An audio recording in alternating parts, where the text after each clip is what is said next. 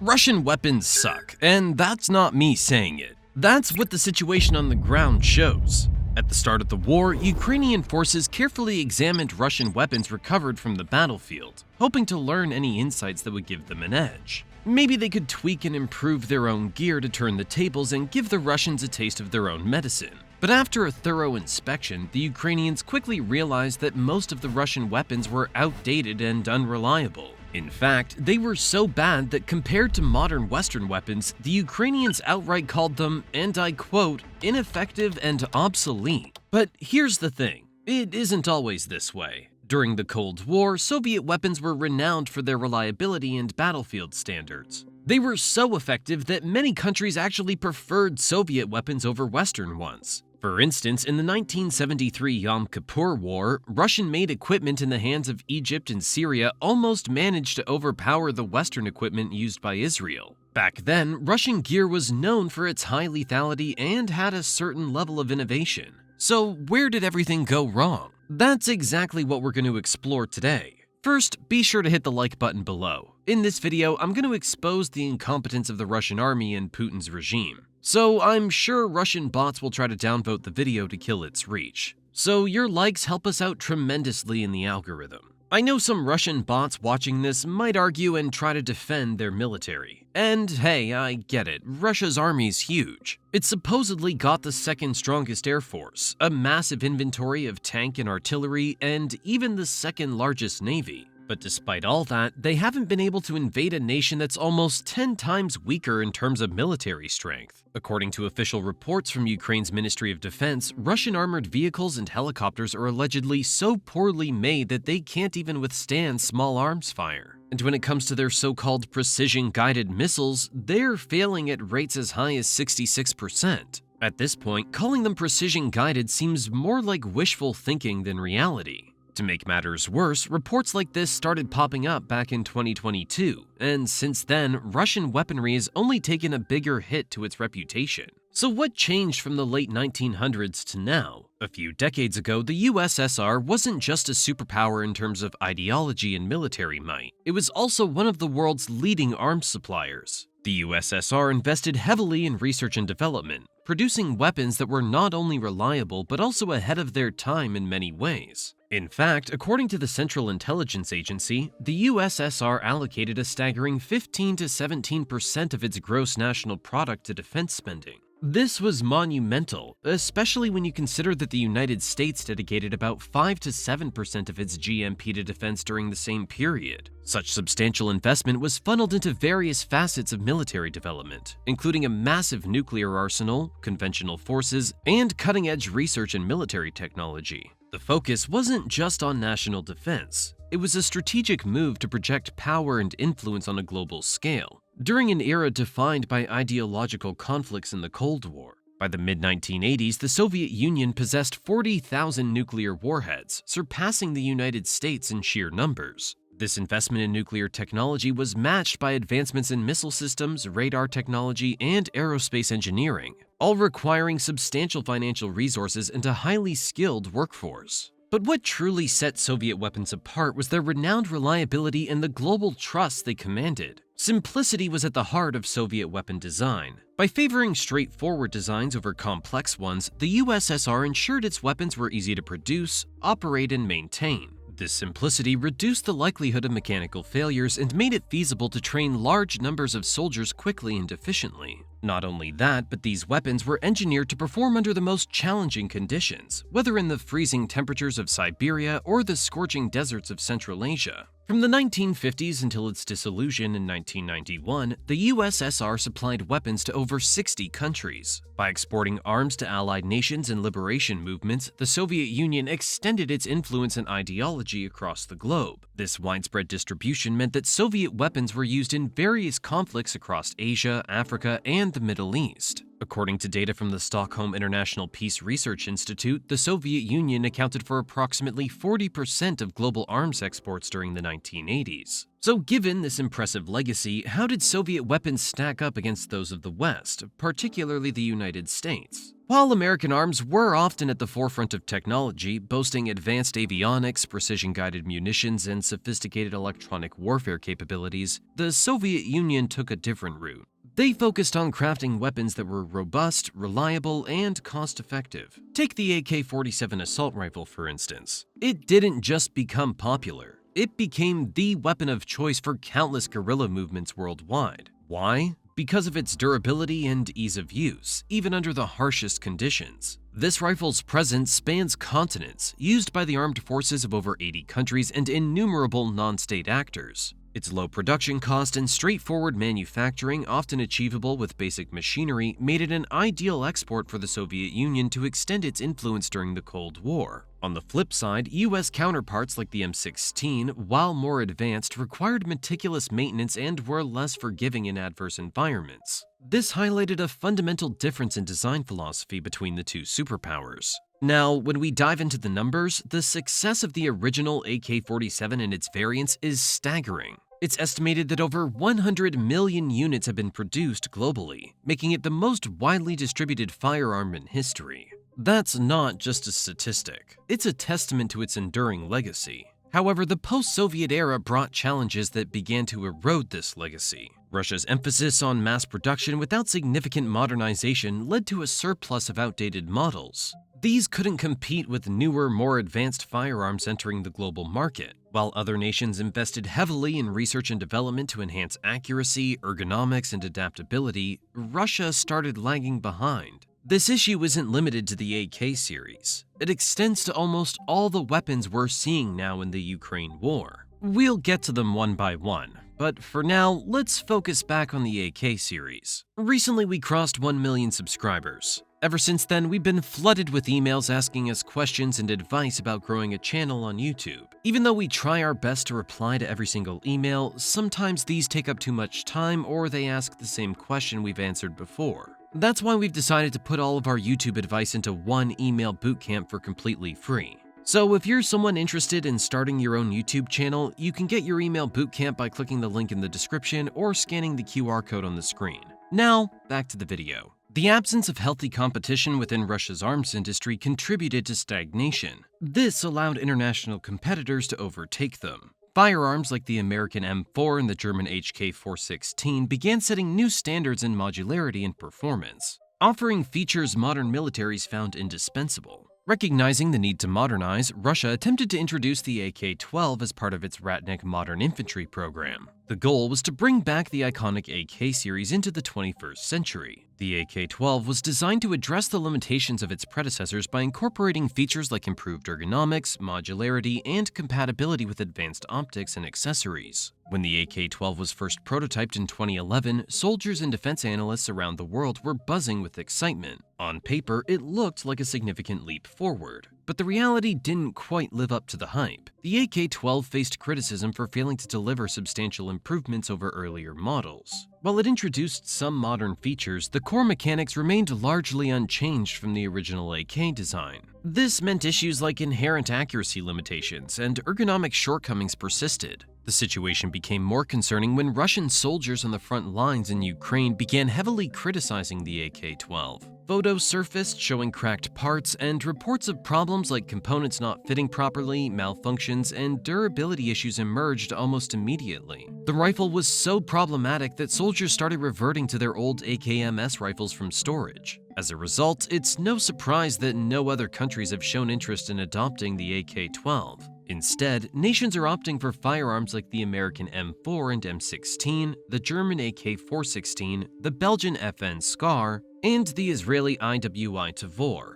Guns that offer the modern features and reliability the AK-12 failed to deliver. This decline isn't just about a single rifle. It carries significant economic implications that ripple throughout Russia's entire defense industry and economy. Back in the 1980s, AK rifle exports weren't just a part of the Soviet Union's arms trade. They were a cornerstone. constituting about 10 to 15% of the total arms exports. During that golden era, Soviet weapons exports were substantial, with estimates suggesting they reached around $40 billion per year. However, as time went on, this robust export market began to falter. By the early 2000s, small arms exports had dropped by almost 50%. The export value of the AK series saw an even steeper decline over the years, with estimates indicating that revenue from AK rifle exports decreased by over 70% compared to Soviet levels. Moving into the 2010s, Russia's total arms exports continued to face challenges. Russia's total arms exports dropped below the $20 billion mark between 2000 and 2004. This figure represents literally half of what the Soviet Union achieved during its peak years. All the while, other countries had grown in that time. And now, in the 2020s, the challenges for Russia have only intensified. Even its most trusted allies like India have significantly reduced their purchases of Russian military hardware. Instead, they're turning to countries like France and Israel for advanced technology and reliable weaponry. In 2023, for the first time, Russia slipped to become the world's third largest arms exporter, falling just behind France. Russia's arms exports fell by a staggering 53% between the periods of 2014 to 2018 and 2019 to 2023. The number of countries purchasing major Russian arms dropped from 31% in 2019 to just 12% in 2023. But here's the thing, this decline isn't solely due to the invasion of Ukraine in 2022. The downward trend in Russian arms exports started even before the full-scale invasion. So while Russia's exports dwindled, France was making significant strides, increasing its share of global arms exports from 24% to an impressive 42%. But how did they do it? Well, France secured major deals for Dassault Aviation's Rafale fighter jets with countries like Qatar, Egypt, Indonesia, and India. Russia losing Indian deals was a massive blow because India is the world's largest arms importer. Although Russia is still India's main supplier, accounting for 36% of India's arms imports from 2019 to 2023, this is still a significant drop from the dominant position Russia once held in India's defense market. Given the current trajectory, it's highly unlikely that Russia will be able to recover in the next 5 years, or maybe even a decade. Sure, Putin has recently ramped up Russia's defense industry, churning out countless artillery rounds, missiles, and drones. But let's be honest, the damage has already been done. Years of neglect and corruption can't be undone overnight. This surge in production might boost the numbers on paper, but it can't mask the underlying weaknesses. On top of that, this so-called new production isn't necessarily new, because Russia simply didn't have enough time or skills to manufacture weapons at the rate its military wants, and frankly needs. So they've been dumpster diving into Soviet-era stockpiles and cannibalizing old equipment just to keep up appearances. It's like trying to fix a modern car with parts from a vintage model. It might get you moving for a bit, but it's definitely not a long-term solution.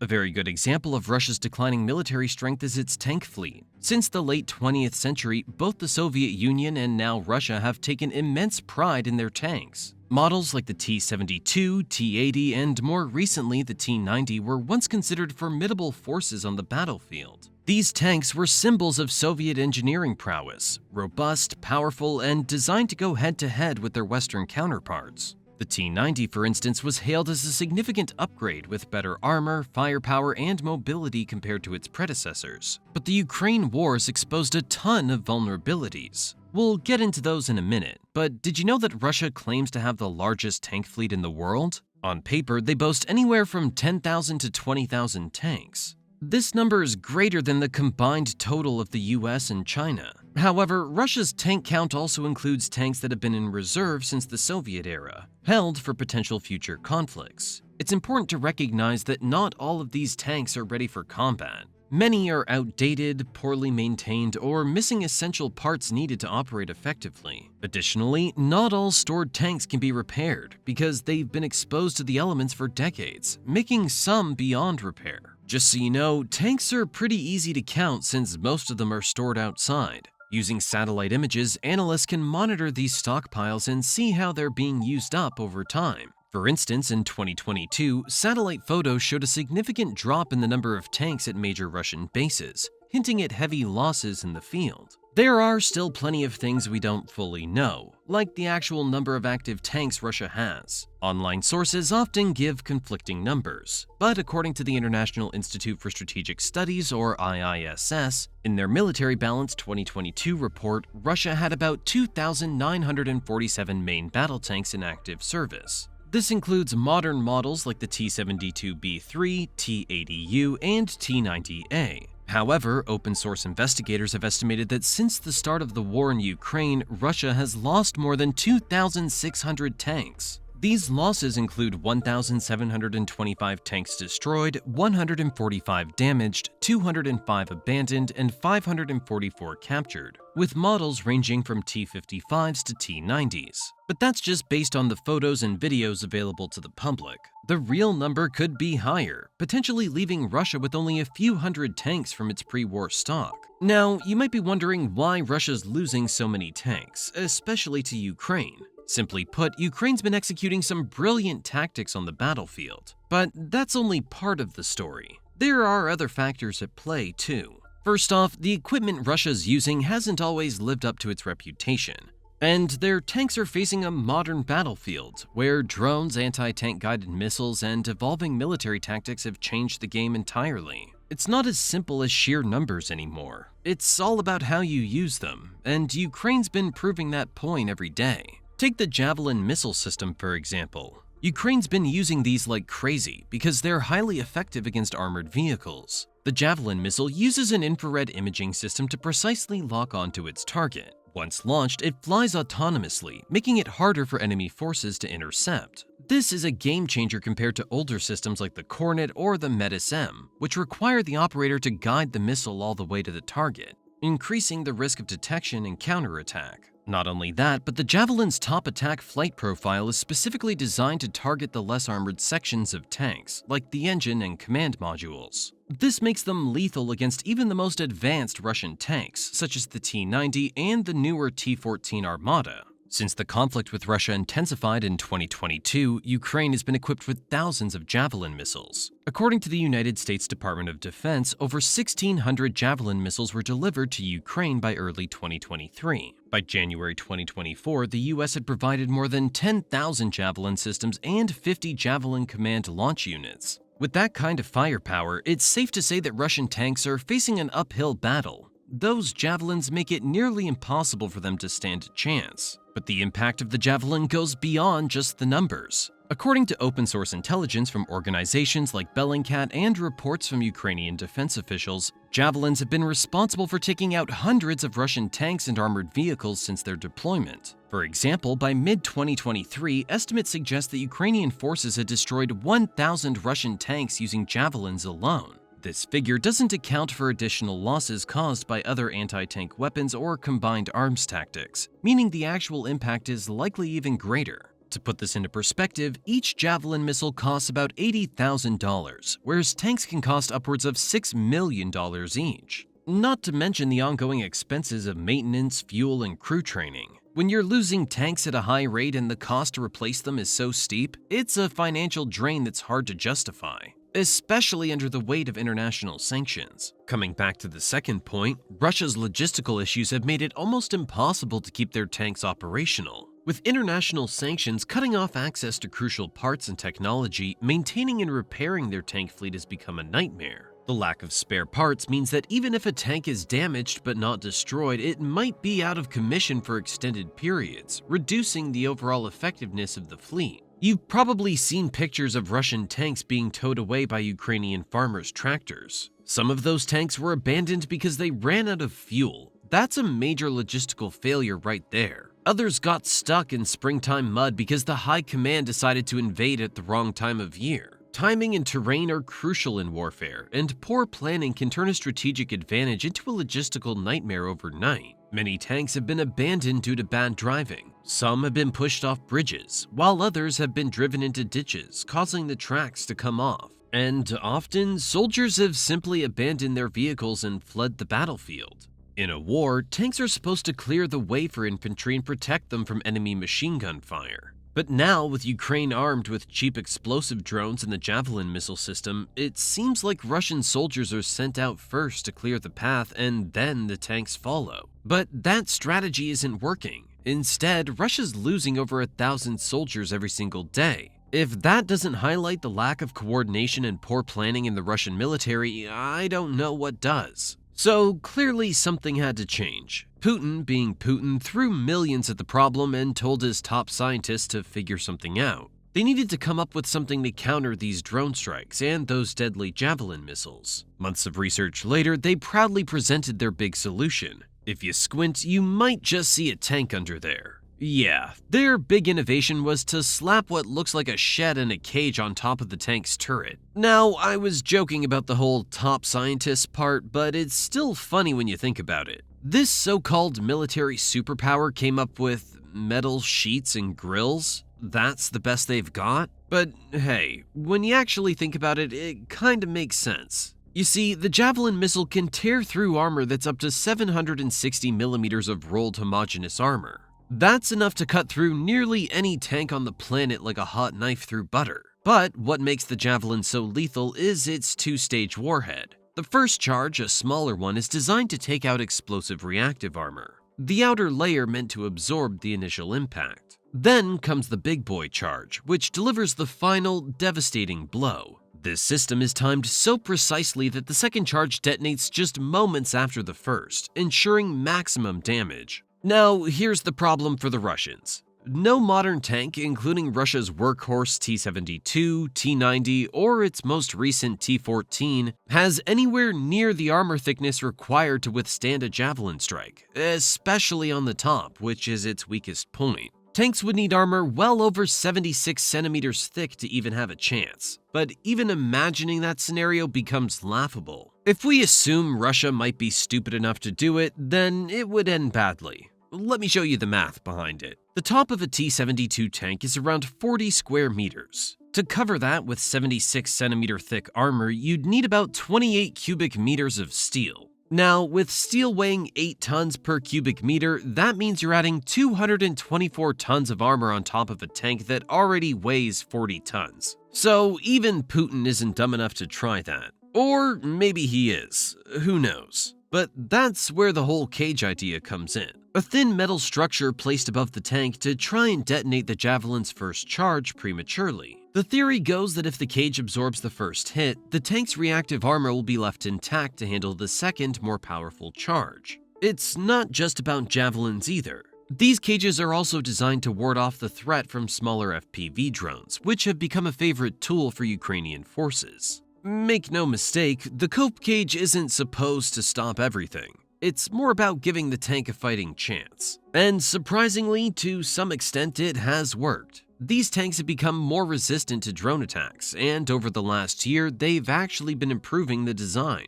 At first, people laughed at them, calling it emotional support armor. But now these turtle-like tanks are proving to be pretty effective. The Ukrainians even started making their own versions of them. But like any innovation in war, Ukraine has found ways to adapt. Drones are no longer solely targeting the tops of Russian tanks. Instead, they're going after other weak points, like the tracks and road wheels. Once these critical parts are disabled, the tank becomes immobilized, a sitting duck waiting for the finishing blow from missiles or additional drones. According to reports from NATO officials, small FPV drones have accounted for around 2/3 of Russian tank losses in recent months, proving that these tanks are far from invincible. And let's not forget that the Javelin is still a beast of a weapon. The cope cage might work to an extent, but no amount of metal bars will stop a well-placed Javelin strike. On top of all that, these cope cages come with some pretty big downsides. For starters, they make the tank slow and heavy. Sure, they might not be 760 millimeters thick, but the extra metal still adds weight, and that weight messes with how the tank moves. Plus, with all that stuff on top, the tanks can't even rotate their turrets properly, which means they can't aim or fire as easily. The visibility from inside the tank gets worse too, making it harder for the crew to see what's going on around them. There have even been multiple cases where these turtle tanks get completely off track during an assault. With all that extra armor, it's like they're wandering around half blind, and for all the supposed protection the cope cage gives, they're not exactly making these tanks invincible. From reports on the ground, only about 1 in 4 of these turtle tanks actually make it back to the base after an assault. Yeah, that's about a 25% survival rate. And who knows if that surviving tank even accomplished anything in the battle? The numbers sure aren't looking great for Russia. If Russia keeps sticking to the same plan and doesn't change its war strategy, then in the next 2 years, it's not just going to run out of capable tanks, but a lot of other weapons too. Russia's biggest issue with using tanks is the lack of a solid combined arms strategy. Now, a combined arms approach means integrating different military capabilities, like infantry, armor, artillery, and air support, to cover each other's weaknesses and maximize effectiveness. It's something the Russian military has consistently struggled with. Meanwhile, Ukraine has been excelling at their combined arms approach. They've been coordinating their forces in a way that's giving them a real edge on the battlefield. The Kursk offensive is probably the best example I can give you right now. But have you ever wondered why Russia or even the Soviet Union was so obsessed with its tank fleets? You see, even today, Russia's military tactics are heavily influenced by the Soviet-era deep battle doctrine. In simple terms, the Soviets focused on using large numbers of tanks and artillery to break through enemy defenses and advance deep into their territory. The main idea was to attack not just the enemy's front lines, but also from the areas behind them, like supply lines and reserves, to disrupt their ability to fight back. They would gather massive formations of tanks to create a powerful force capable of punching through defenses. These tanks could move quickly and had strong firepower, allowing them to overcome obstacles and engage enemy forces effectively. And that's exactly what Russia tried to do right before the full-scale invasion. Russia launched simultaneous attacks from north toward Kiev, from the east, and from the south, attempting to quickly incapacitate Ukrainian command and control structures. They also used long-range artillery to wreak havoc and disrupt supply lines deep within Ukrainian territory. At first, Russia was making impressive progress, almost capturing Kiev. But then Western weapons started rolling in.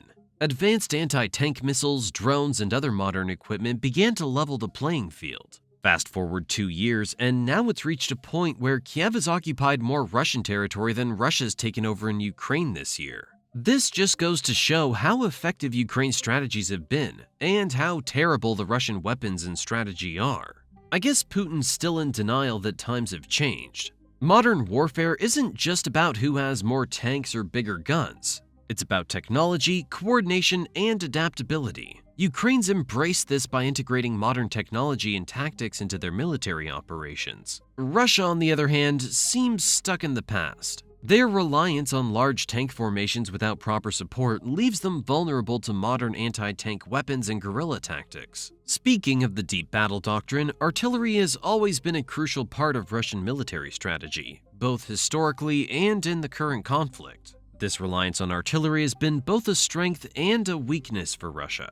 I call it a strength because for centuries artillery's been known as the king of battle, and that still holds true today. In the Russia-Ukraine war, artillery fire accounts for about 80% of casualties on both sides. The sheer destructive power of artillery can't be underestimated. It's capable of leveling entire structures, disrupting supply lines, and creating psychological terror among troops. The Russians have a vast arsenal of artillery pieces, from traditional howitzers to multiple rocket launch systems, or MRLSs, giving them the ability to launch massive barrages. But here's where it becomes a weakness. Russian artillery, in many ways, is fundamentally flawed. Due to rampant corruption, many of the weapons are poorly maintained and manufactured, making accurate targeting nearly impossible. The soldiers tasked with operating and maintaining these artillery pieces are often undertrained, undisciplined, and sometimes just not up to the task. This lack of professionalism leads to misfires, accidents, and ineffective bombardments that waste precious ammunition. Moreover, Russia heavily relies on cheap, unguided Grad systems that fire basic, unguided rockets. These are among the most widely used artillery systems by Russia, and they're not accurate at all. These rockets are mostly fired in bulk to saturate large areas rather than hitting specific targets. Sure, you might hit something with enough rockets, but the downside is that it takes an insane amount of ammo to achieve that kind of result. This puts a massive strain on their logistics and wears down their artillery systems themselves much faster. That's why no Western country uses Grad MLRSs. Instead, they opt for smart guided rockets in their systems, like HIMARS. These precision weapons allow for accurate strikes on high-value targets with far less ammunition. To be fair, both Ukraine and Russia have been struggling to keep their artillery units supplied with enough ammunition to stay operational. But the difference is, Ukraine gets resupplied through international aid. On the other hand, Putin's out there begging for help from his allies like North Korea, Iran, and China. You probably heard that Putin recently visited North Korea for the first time in 24 years. And what was he doing there? Asking Kim Jong-un for ballistic missiles, artillery shells, and other munitions. In return, Russia's reportedly giving North Korea food and helping them with the tech they need to launch satellites. It's a pretty desperate situation when you have to turn to North Korea for support. But analysts believe that North Korea's weapons stockpiles are aging and ineffective, and are unlikely to provide Putin with the solution he needs in Ukraine. Beyond ammunition shortages, Russia now faces a new and far more serious problem. Artillery barrels don't last forever. A howitzer barrel, for example, is usually good for a few thousand shots before it starts to wear down. When that happens, the steel becomes brittle or bends, and if they keep using it without replacing it, they risk some serious accidents. We're talking about shells exploding inside the guns, which is something we've already seen multiple times with Russian artillery. On top of that, making artillery barrels isn't easy. You need high-quality steel and precision engineering to get it right. Before the war, Russia had only 2 factories capable of producing artillery barrels, the Motovilica plant in Perm and the Barakati in Volgorod. Even with these factories running, it's clear they're struggling to keep up with the demand for replacement barrels. With the rate at which they're firing their artillery, they actively need thousands of new barrels just to maintain their current operations. To mitigate this, Russia's been pulling older artillery pieces out of long-term storage, specifically Cold War-era towed howitzers. While this strategy provides a temporary solution to supplying spare barrels and parts, it's not sustainable in the long term. Back in 2021, the Kremlin was sitting on about 19,000 old towed artillery pieces. However, many of these stored weapons have been exposed to the elements for decades, rendering some unusable. After 2 years of intense fighting, they're down to around 7,500 stored towed pieces. The recovered barrels, plus any new ones Russian industry has managed to produce, were enough to keep 2,000 howitzers firing for 2 years. Assuming most of the remaining 7,500 old towed howitzers in storage aren't completely worn out, these guns, stripped for parts, could keep the frontline batteries operational for another 2 years. But after that, what then? Not only is Russia struggling to replace their worn-out artillery barrels, but Ukraine's also destroying loads of their artillery every month. In the beginning, when Russia first invaded, they relied hard on their artillery. The plan was simple: use massive artillery shellings to destroy Ukrainian defenses and push them back. Just hit them so hard with artillery that their tanks and armored vehicles would have an easy ride forward. But here's where things went off the rails. Russia's strategy, though powerful on paper, had some major flaws. They wanted to recreate their past success with mass artillery strikes, but the reality of modern warfare hit them hard. Ukraine wasn't just sitting there taking the hits. With modern tech like precision-guided munitions and advanced counter-artillery systems, the Ukrainians made life hell for Russian artillery units. Every time the Russians tried to fire, Ukraine's counter-battery fire, powered by Western-supplied artillery and surveillance drones, was right there to take out key Russian assets. Meanwhile, Ukraine has also developed and deployed its own radars for counter-battery roles, including Zoopark 3, which offers a range of several dozens of kilometers and a 180-degree coverage. In addition, the United States has supplied several counter-battery radars, including the AN/TPQ-36 Firefinder and AN/TPQ-49 lightweight countermortar radars. All three radars are used to identify artillery munitions in the air and trace the path of projectiles back to the likely positions of the guns or launchers. Moreover, Russia's emphasis on artillery without proper combined arms integration meant that their forces often lacked the coordination necessary to capitalize on the advantages provided by artillery strikes. In modern warfare, artillery should work in tandem with infantry, armored units, and air support to achieve a synergistic effect. However, Russian forces have repeatedly deployed artillery in isolation, lacking adequate infantry support to advance and secure the areas affected by shelling. But even after 2 years into the war, the Russians still haven't learned their lessons. The recent Ukrainian operation across the Russian border into Kursk is a perfect example. While Ukraine was invading into Russia, the Kursk region had nearly 200 artillery pieces stationed there. Now, think about that. 200 artillery pieces should have been a game changer for Russia. If they'd been deployed properly, they could have wreaked havoc on the advancing Ukrainian troops. But guess what happened? The gunners weren't even ready to fire. Despite all that firepower sitting right there, Russia failed to deploy it effectively. So why did this happen? Well, it seems they got too comfortable. They assumed Ukraine wouldn't dare challenge them so close to home. That kind of overconfidence, mixed with poor intelligence, really cost them. Instead of mounting a strong defense, they let another opportunity slip through their fingers. Now, you'd think that even if the artillery wasn't ready, Russia would have had other means to respond quickly. And you're right, they did. They had Kalino Air Base, the closest military base to Sutsha, the border town where Ukraine made its surprise move. Kalino hosts the Russian Air Force's 14th Guards Fighter Aviation Regiment. This regiment boasts 24 Sukhoi Su-30SM fighter bombers. These jets have been primarily used to carry KA-B glide bombs and have been a significant part of Russia's offensive operations, firing hundreds of these bombs at Ukrainian targets from dozens of miles behind the front lines. KA-B stands for Korektiruemaya Aviationная Bomba, which translates to Correctable Aerial Bomb. Basically, these are Soviet-era bombs upgraded with extendable wings and a guidance system, making them more accurate and giving them a longer range. Since they don't use propulsion or emit a heat signature, they're also small and hard to detect on radar. To be fair, if deployed correctly, these KA-Bs can be pretty devastating. But, like most Russian weapons, there's a catch. You see, KA-Bs are most efficient when launched from fighter jets flying at high altitudes. This allows them to glide over long distances and hit their targets with precision.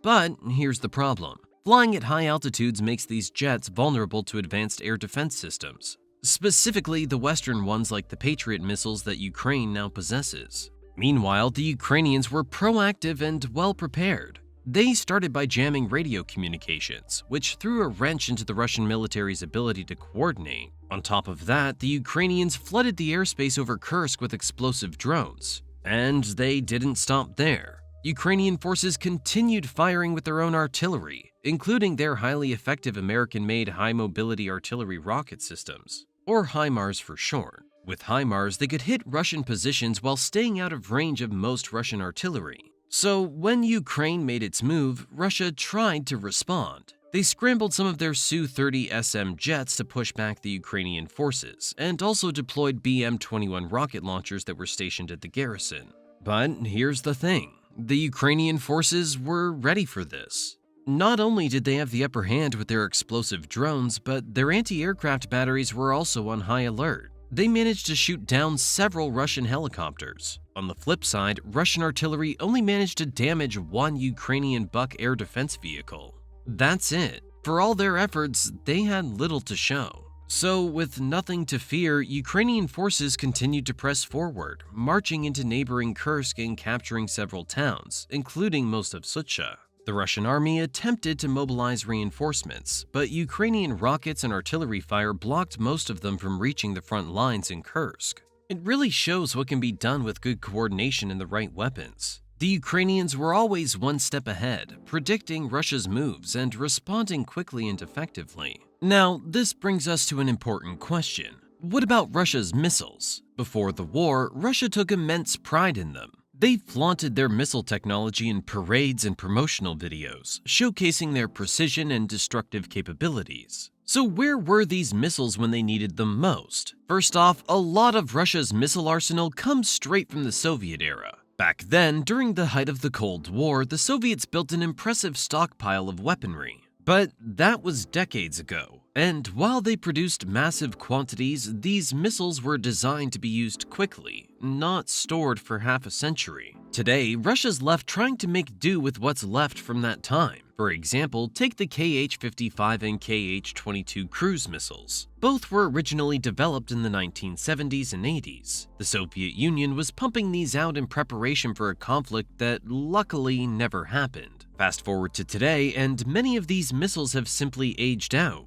Reports suggest that Russia had anywhere from 7,000 to 8,000 long-range missiles in its stockpile at the beginning of the full-scale invasion of Ukraine. That might sound like a lot, but as the war drags on, it becomes obvious that those stockpile numbers are dwindling fast. Ukrainian military intelligence claims that Russia has already used more than 60% of its pre-war stockpile of precision missiles. These aren't numbers you can just replace overnight. Building new missiles requires high-tech components, many of which are now difficult to acquire due to international sanctions. And then there's the accuracy issue. Russian missiles have repeatedly demonstrated terrible accuracy, with many failing to even reach their intended targets. A stark example of this is the Caliber missile, Russia's supposedly advanced cruise missile that's been one of the main tools for hitting Ukrainian infrastructure. According to Ukrainian sources, and even backed up by Western intelligence, a significant portion of these missiles either miss their target completely or get intercepted. On the other hand, Ukraine, using a mix of Western-supplied equipment like the Iris-T and old Soviet-designed S-300s, has managed to shoot down a surprising number of Calibers and other Russian cruise missiles. Ukraine's reported intercepting over 700 Russian missiles since the start of the war, which says a lot about how well these modern weapons are holding up against a determined defense. If Russia wants to keep up with the aid Ukraine's receiving from Western nations, it needs to maintain its missile production at an incredible rate.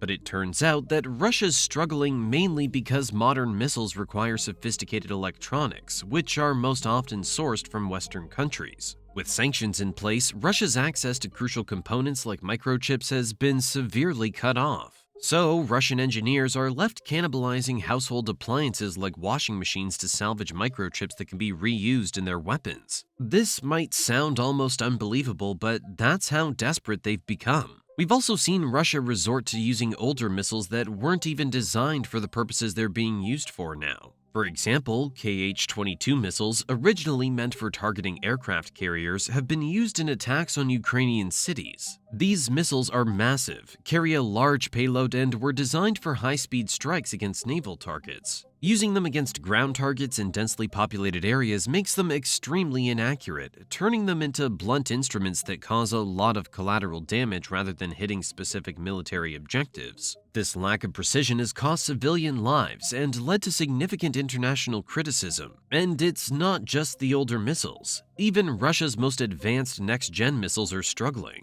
For instance, the Iskander missile, a short-range ballistic missile system. At least on paper, these missiles are capable of maneuvering during flight, which theoretically should make them harder to intercept. But in reality, they've been plagued with technical problems and reliability issues. Reports from Ukrainian front lines indicate that a good amount of Iskander missiles have failed mid-flight or just outright hit someplace else that's not even close to their intended target. In fact, a Pentagon report estimated that a failure rate for Russian missiles overall is as high as 60%. That's an astonishing number when you consider the resources and time that go into making each missile. We can only speculate on what the real issue might be, but most fingers point to the GPS system. You see, the US, for example, relies heavily on GPS-guided munitions that have a far higher success rate when it comes to precision. Meanwhile, Russia relies on the GLONASS system, but it's nowhere near the same level of accuracy. Another reason might be using a missile for a purpose it wasn't built for. For example, the S-300 air defense missiles are old Soviet-era systems. They were never intended to be used offensively against ground targets. The fact that Russia's resorted to using them this way suggests that they're running dangerously low on more suitable types of missiles.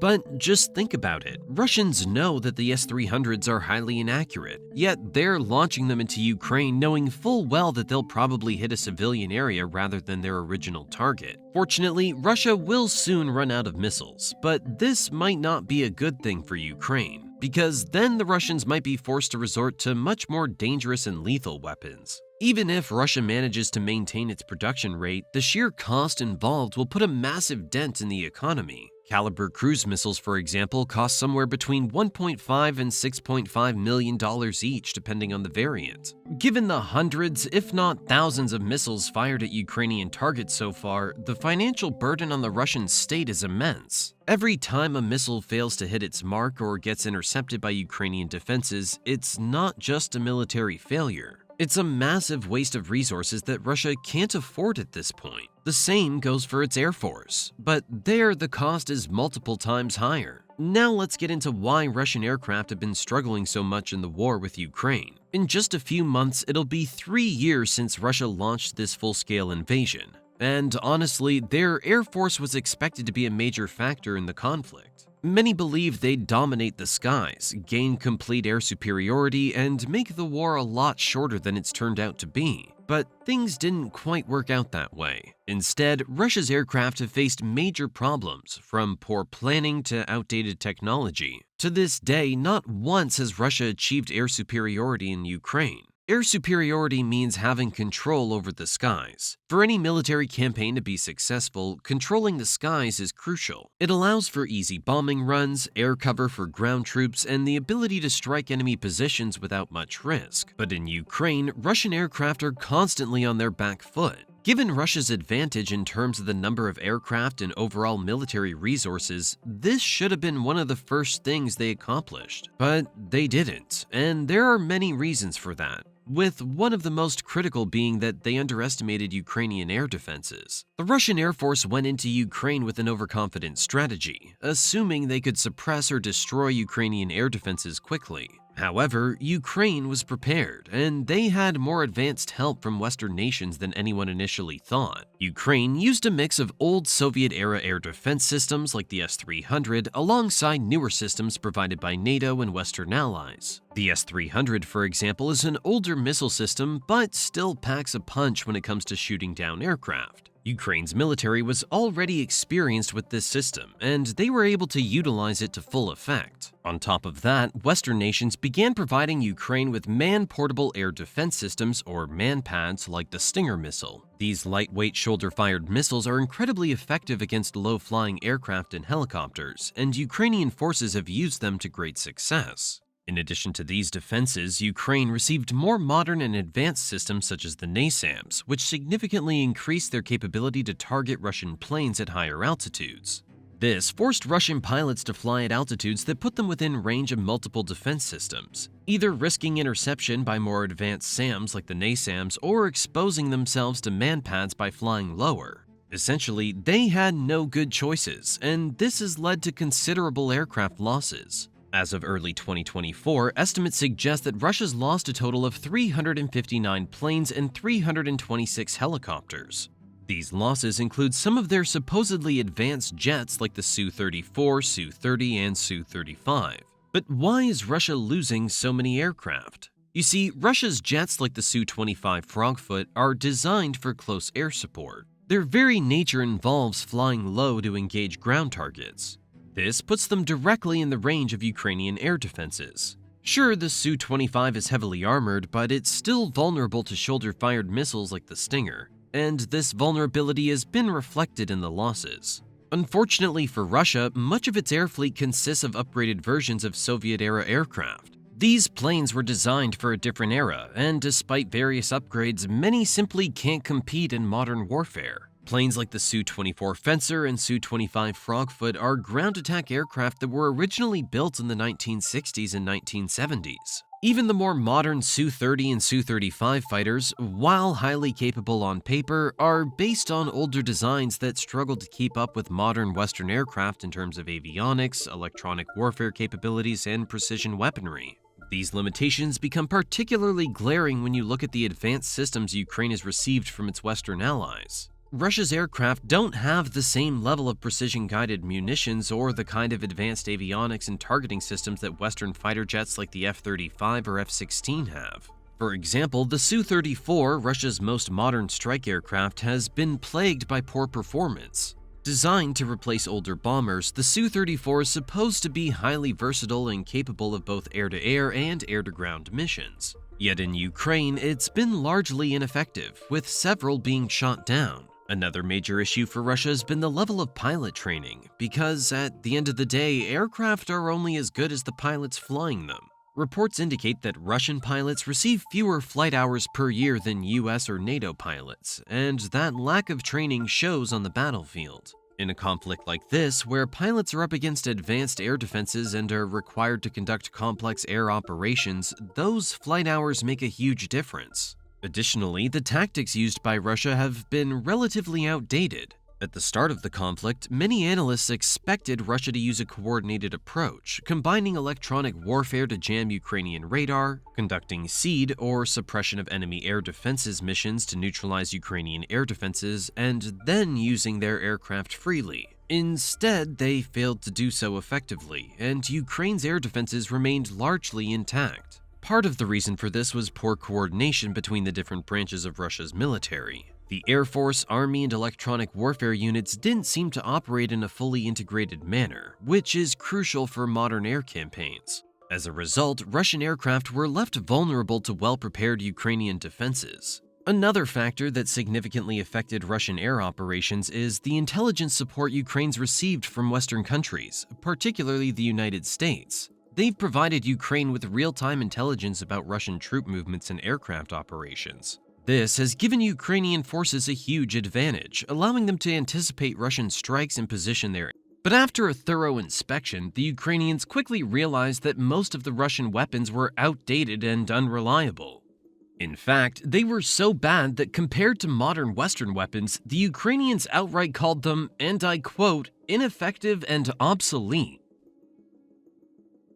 To Ukrainian territory, they've been relying more on standoff attacks. This means launching missiles from within Russian airspace or from ships in the Black Sea, rather than risking their planes by flying directly over Ukraine. However, using standoff missiles isn't always as effective as sending in strike aircraft. Aircraft can adapt in real time, changing targets, reacting to new information, and providing close air support for ground forces. Missiles, once launched, are much more limited. This has meant that Russian ground forces haven't had the air support they need in many critical battles, leading to stalled offensives and heavy losses. There's also the issue of maintenance. Modern fighter jets require a lot of upkeep.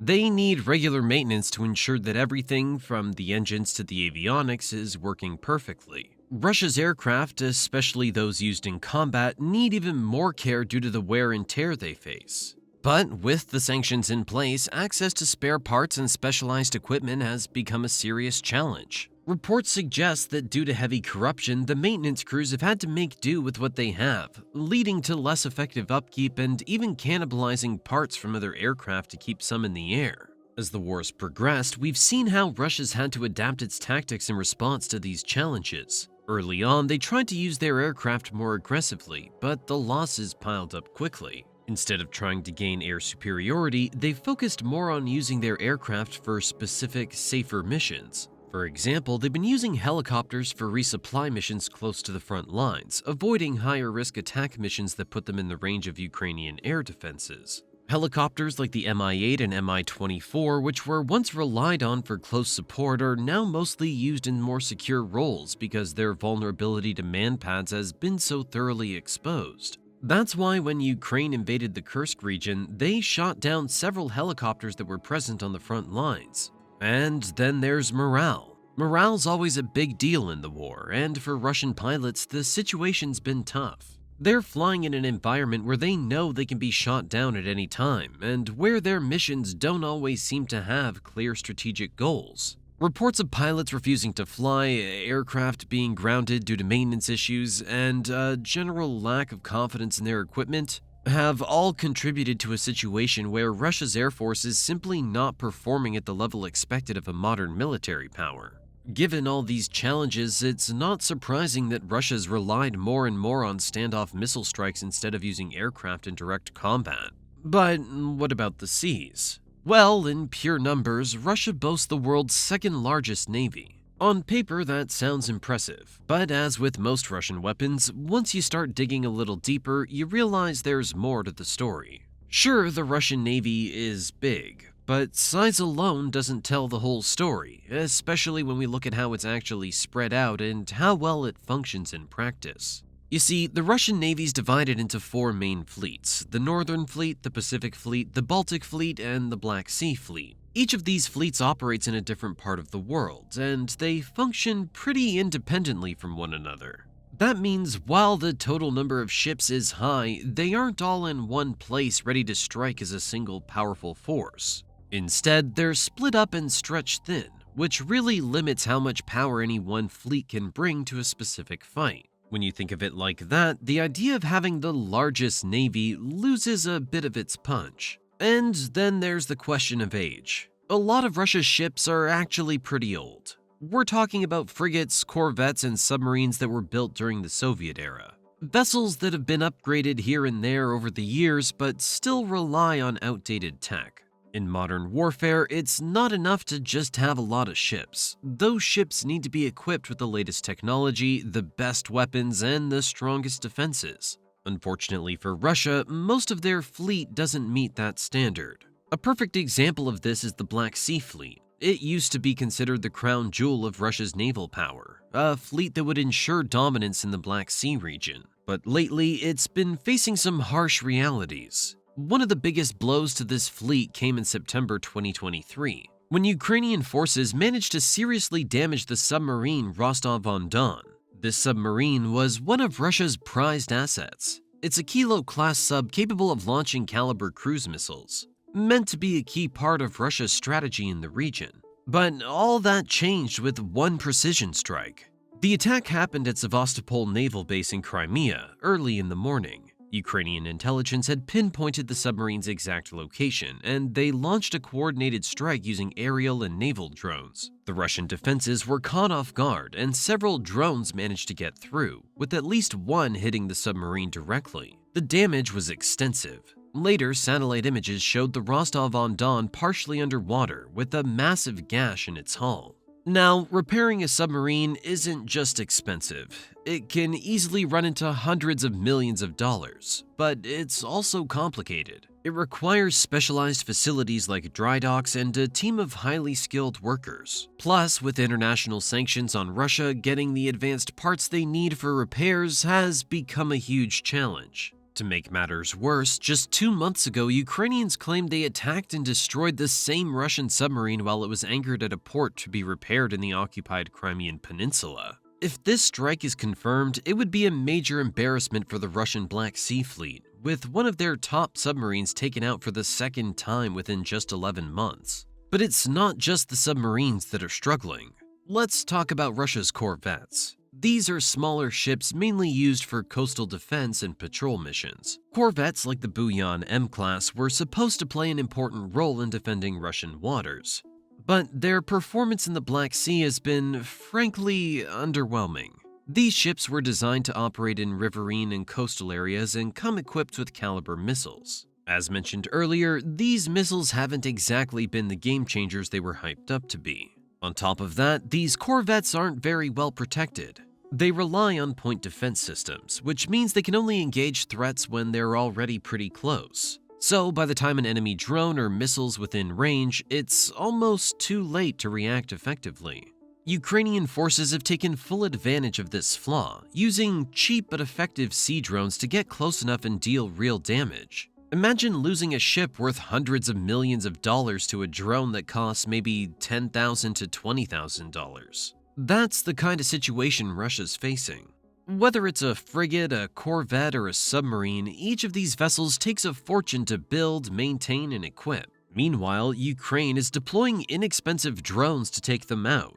It's such a brutal cost mismatch, and it's forcing the Russian Navy to reconsider where it places its ships. The Black Sea Fleet, for instance, has had to move many of its vessels farther away from Ukrainian-controlled areas, which means their ability to operate effectively has been severely limited.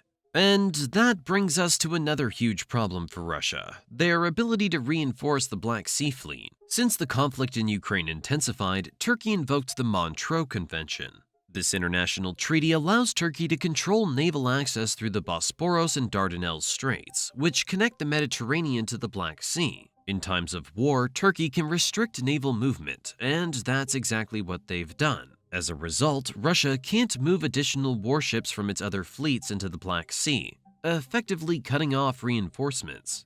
So any ships Russia loses in the Black Sea are gone for good, at least for the duration of the conflict. That puts enormous pressure on the fleet, knowing that every loss is a permanent one. Instead of projecting power in the Black Sea, the Russian Navy is now stuck in a defensive position. They're focused on protecting what they have left rather than taking bold actions. It's a far cry from the image of dominance they once tried to project. At the end of the day, if Ukraine continues making massive strides and keeps surprising Russia, Vladimir Putin might feel more inclined to actually use his nuclear weapons. We've already seen him threaten their use a dozen times, but with Putin, you can never really be sure. He's unpredictable like that. But let's talk about why even those nuclear weapons might not be as impressive as he wants everyone to think. They could be just as trashy as the rest of the Russian arsenal. So, how many nuclear weapons does Russia actually have? Well, according to recent estimates, Russia possesses around 5,500 nuclear warheads in total. That number can be broken down into different categories. There are roughly 1,600 deployed warheads, meaning those that are mounted on missiles or located in active bases. Then you have 2,900 non-deployed warheads, which are in storage, ready to be deployed if necessary. Lastly, there are about 1,000 retired warheads, old, dismantled ones that are technically out of commission but still waiting to be fully destroyed. Now, those numbers might seem intimidating, but let's break it down a bit further. Not all of these warheads are currently operational. Many of the so-called non-deployed and retired warheads are just that. They're not ready to be fired at a moment's notice. They're in various stages of readiness, some being stored, others in need of maintenance, and some may even be beyond repair. That leads us to another important point. How much of this nuclear stockpile dates back to the Soviet era? It turns out that a significant portion of Russia's nuclear arsenal, whether strategic or tactical, was inherited from the Soviet Union. The problem is that these warheads have been sitting around for decades, and no matter how carefully they're maintained, age catches up to them. Nuclear warheads aren't like fine wine. They don't get better with age. In fact, the reliability of these old Soviet-era warheads is a major concern. Maintaining such an old stockpile is a logistical nightmare. It's not just about keeping them secure, but also about ensuring they remain functional. Nuclear warheads have complex systems that need regular maintenance, and some components degrade over time, becoming less effective or even dangerous. There's a good reason why countries like the United States regularly overhaul and modernize their arsenals. In Russia's case, there are doubts about whether all these warheads would even work if needed. Typically, nuclear weapons use either plutonium or highly enriched uranium as the fissile core. But there's also tritium, a radioactive isotope of hydrogen that's used to boost the yield of a nuclear explosion. The issue with tritium is that it decays relatively quickly, with a half-life of just over 12 years. This means that the tritium in these warheads needs to be replaced regularly to keep the weapons at their full destructive potential. Over the years, if this tritium isn't replenished, which requires sophisticated facilities and considerable resources, the warheads become less powerful. Or in some cases, they may not work at all. Given Russia's economic struggles and the impact of international sanctions, maintaining a steady supply of tritium is likely a significant challenge. And if they're struggling to maintain tritium supplies, that means a lot of their nuclear arsenal might be less reliable than they claim. But it's not just the tritium. Plutonium and uranium also degrade over time, although at a slower pace. As plutonium ages, it accumulates decay products that can affect the stability and reliability of the warhead. This degradation can make the warhead less predictable, increasing the risk that it might fail to detonate properly, or even pose risks to those handling it. It's one thing to have nuclear warheads, but you also need a reliable way to launch them. Russia has several different launch platforms, including land-based silos, submarine-launched ballistic missiles, and mobile launchers. But just like the rest of their arsenal, many of these systems are old and outdated. The land-based silos, for example, are relics of the Soviet era. They may still be operational, but they're far from state-of-the-art compared to the modern cutting-edge silos that other nuclear powers are using. And it's not just about the silos themselves. There's a serious issue with the reliability of the missiles that are supposed to deliver these nukes. Just take what happened recently. On September 21st, Russia attempted to launch its most powerful nuke delivery system, the RS-28 Sarmat, an international ballistic missile designed to be the centerpiece of their nuclear force. But instead of successfully launching, the missile just exploded right there in its silo before the countdown had even properly begun. This wasn't just a setback, it was a colossal humiliation for Vladimir Putin. And what makes it even more embarrassing is that this particular test was meant to be a show of strength, a clear warning to the West to back off or Russia will unleash hell. Instead, it blew up in Russia's face, both literally and figuratively. Now, the timing of this failed test couldn't have been worse. Just before it happened, Russian Foreign Minister Sergei Lavrov had gone on Sky News, boasting about Russia's nuclear capabilities, emphasizing that their nukes were ready, locked, and loaded. Hours later, the whole world watched as the missile test, which was supposed to back up all those threats, ended in flames. It's hard to inspire fear when your most advanced weapon can't even make it out of the silo. And you'd think that given the stakes, a superpower like Russia would at least make sure their plan was foolproof before issuing such a high-profile threat. But not Russia. Instead, they chose to launch the RS-28 Sarmat, a missile with a poor track record. Out of its last 6 tests, it had failed 5 times. Clearly, it wasn't the best choice, and it shows just how desperate and reckless Putin's decision-making has become. What makes it even worse is that this isn't some old Soviet-era relic where you could just blame the failure on outdated technology. The RS-28 Sarmat is actually a relatively new weapon.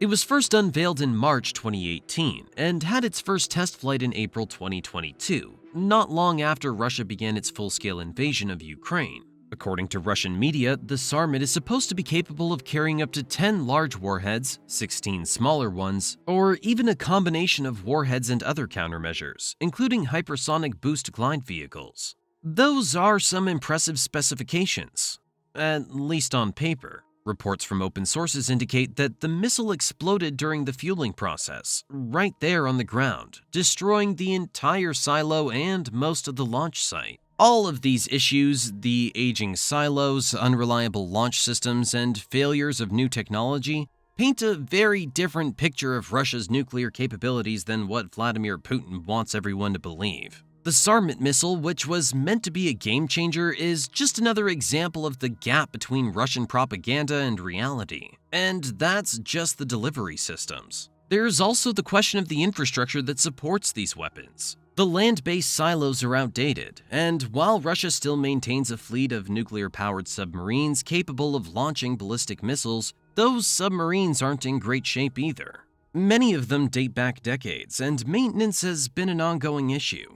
We've already seen examples of the Russian Navy struggling to maintain even their non-nuclear vessels, many of which have been damaged or destroyed in the conflict with Ukraine. It stands to reason that the nuclear-armed submarines aren't much better off. Even the Bulava missile, which is supposed to be the primary submarine-launched ballistic missile for Russia, has had its own set of problems. There have even been multiple failed test launches over the years, raising questions about its reliability.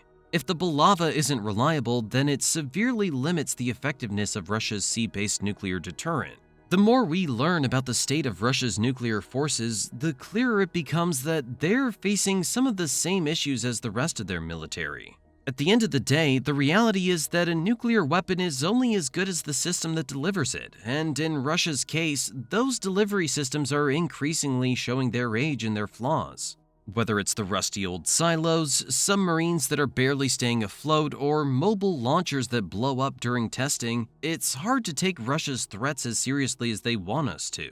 And if the rest of Russia's military performance is anything to go by, from outdated tanks to ineffective naval ships, it seems like their nuclear arsenal might be suffering from the same neglect. It's one thing to have thousands of warheads, but it's another thing entirely to have a force that you can actually rely on.